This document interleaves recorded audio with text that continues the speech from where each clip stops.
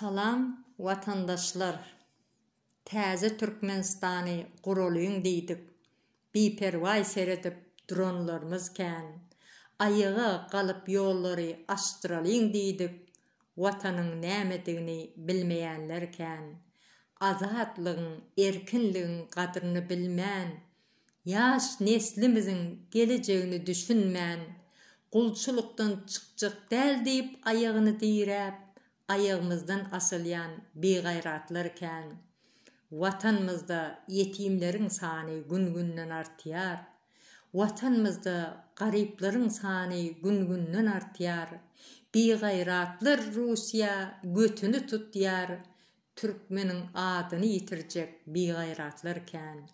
Konsulluk 2000-3000 dollar parasyny alyp, jahiller $700 berip biledini alyp, serdar çekirtge şöhratlar diýip aşagyna bakyp ýören erkek sumaklar kän.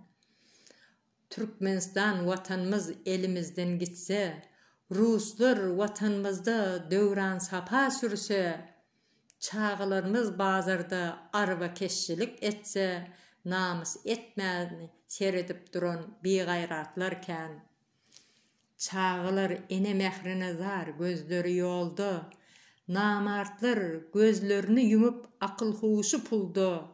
Yaş neslimiz yırtık iyirik geyip günü geçýär zulümda. Çağıları düşünmeyen beğayratlar kän. Çağılarımızın, yaş neslimizin geleceğini düşüneliyim. Täze Türkmenistany guralıyım. Goy, biz kul bolduk yat yurtlarda. Çağılarımız kul bolmasın. Biz süründük, çağılarımız sürünmesin. Eziz vatandaşlar, Türkmenistanyň halky, hoş sağ olun.